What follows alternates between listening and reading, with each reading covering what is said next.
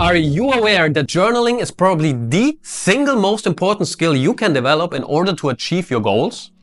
Do you want to find your purpose? Do you want to attract or improve your relationships? Or maybe do you want to improve your mental health? It doesn't matter what it is. In this video, I'm going to show you how to journal so you get the most out of it. And I will share my 3 biggest lessons. Hello, I'm David and welcome to my YouTube channel. What I always did wrong in the beginning of my journaling process was that I would just write an updated list of events that have happened. For example, Saturday I met friends. Then we went to a restaurant. Then we played darts. Sunday I had eggs for breakfast. Then I went to the gym. Do you see the problem here? You literally create no value for yourself when you write like this. So, except maybe for the benefit of the discipline that you force yourself to a task that everyone recommends, but you don't really get how this is supposed to help you. Guess what, Buttercup? Because it doesn't. Instead of focusing on what has happened, you should focus on how you experienced it, how you perceived it internally. What have been your feelings? What have been your triggers? What has been maybe the most joyful moment, you know? The deeper you go, the better. And just a heads up, if you manage to do this process consistently and really allow yourself to go deep, this is simultaneously the most frightening and the most rewarding thing you could do. And when you manage to do that and to reflect on your behaviors, you will increase your awareness and you will get a better understanding about who you are, you know?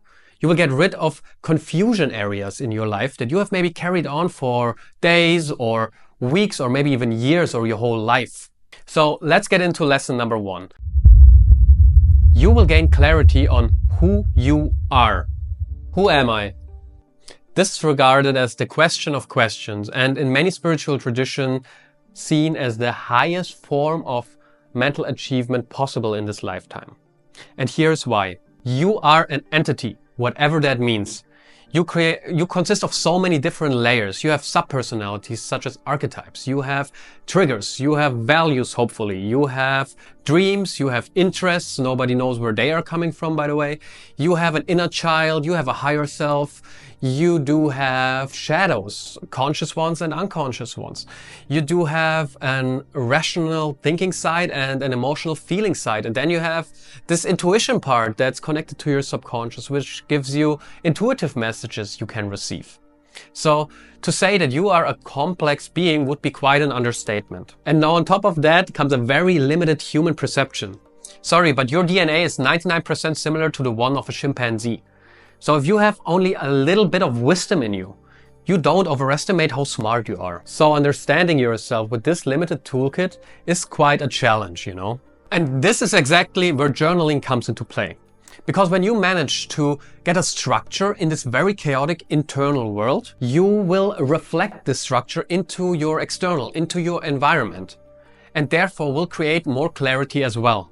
And with more and better clarity, you obviously will take better decisions. Okay, for example, let's say a person triggered you. You will find that the exact same trigger will keep coming up into your life, just maybe in a different shape or form, you know, with a different person in a slightly different situation, but the core trigger is the same. So this phenomenon will keep coming up until you resolve it. So let's say you start writing about it. And you can see at it and look at it from different angles. You will soon notice that what's actually happening is you are projecting something. And your triggers are your guides to understanding yourself better. Because what triggers you in another person is oftentimes the things you don't like about yourself. And when you manage to get more awareness, you then can get into the process of dissolving your triggers. So it's not taking your energy any longer. So ask these 3 questions. Check what are you feeling, what meanings have you given it, and where are you doing this yourself in your life? And one bonus question, are these things really true or am I overestimating? I am definitely guilty of that. And through writing, I always found more clarity. Next point to journal about are your values. And this is a big lesson for empaths. So in personality tests, I would be an individual with high levels in the personality trait of openness. And individuals who are unconscious with a high trait in openness don't usually have clear values.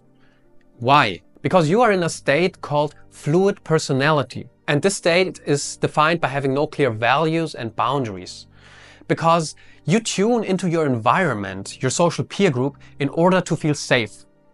So you're like a glue in your social group. I mean, that's a bad metaphor, but you know what I mean. You probably are creative, empathic, and you can understand every side very well. And that's why you don't feel an urge to create a strong stance on things. You rather take on the identity of the group. Unfortunately, the outcome of this is catastrophic.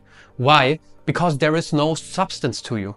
You get confused whenever you enter a new group because you will experience an identity shift every time.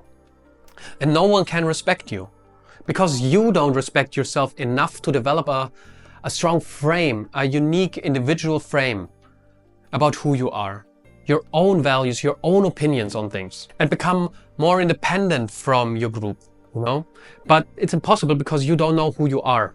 And this is so similar and connected with being an empath, because an empath is having such a big struggle with setting clear boundaries and then act on them if they get violated. As an empath, you try to be there for everyone else but yourself. But this continually will get you to a place of feeling very lonely. But to set boundaries, you at first have to figure out what they are and where they are. So start writing and get better clarity on who you are. For me personally, understanding my condition has helped me tremendously in communicating my needs, in finding my purpose, and in setting clear boundaries. Aside from that, it made me much more confident and way more effective as a person in any area of my life. So for the sake of God, please start writing and learn how you really feel and think about the topics in your life. Which brings me to point number 2. By the way, probably the craziest skill, and nobody's talking about it. Create a connection with your subconscious. You probably think that you know how you think about the topics in your life, but you don't. Especially if you haven't done the inner work. Because when you truly write, then you put your thinking mind out of the equation and you let your subconscious mind take over. That's what being in the flow means. And here is where the magic happens. All of a sudden, you will start writing things down you didn't know that you knew. Your paper will become a mirror to your subconscious mind. And afterwards, you will look at it and think, where did that come from? So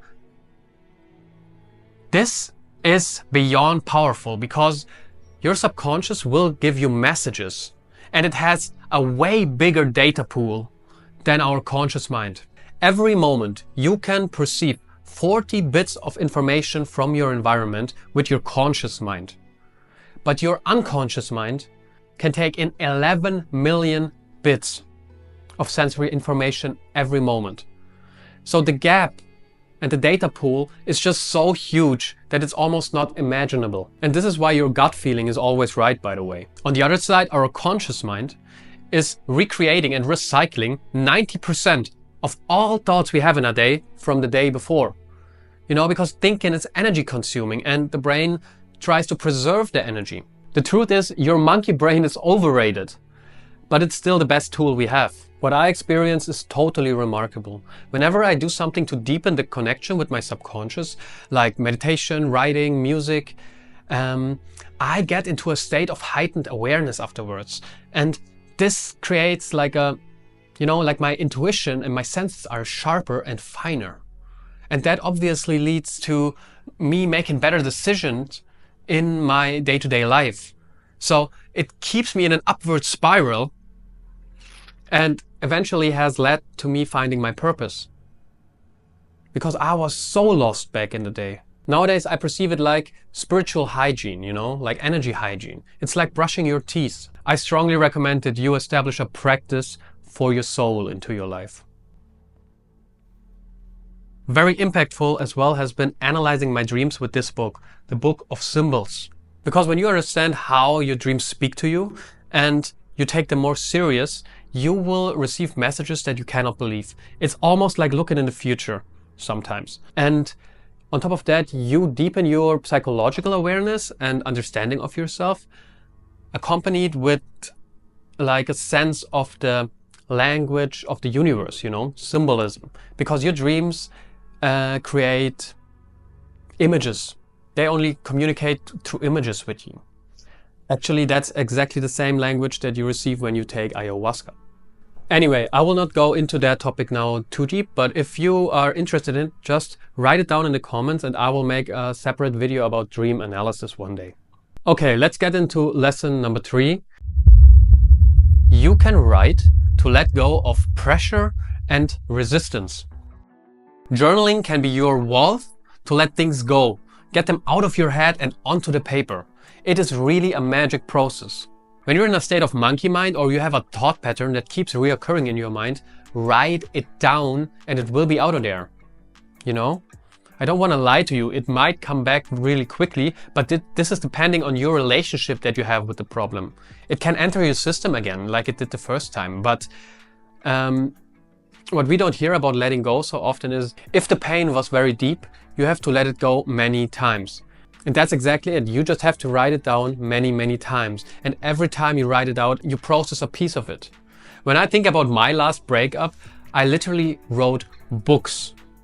Books full of painful and crazy shit. And it works the same way when you have accumulated some pressure into your system. You know?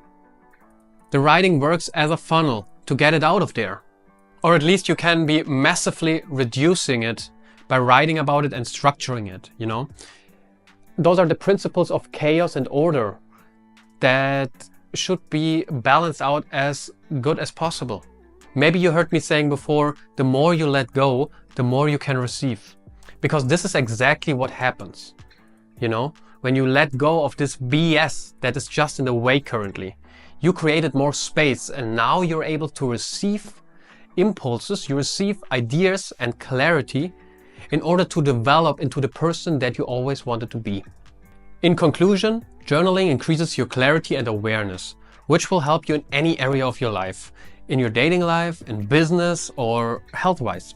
Maybe you want to push yourself to see how deep can you go. Look at the darkest spots within yourself and shine light on them, so they cannot subconsciously control you any longer or surprise you at any time when you experience a crisis. But you might want to burn that paper afterwards. I oftentimes think about the quote from Carl Gustav Jung, "I'd rather be whole than good."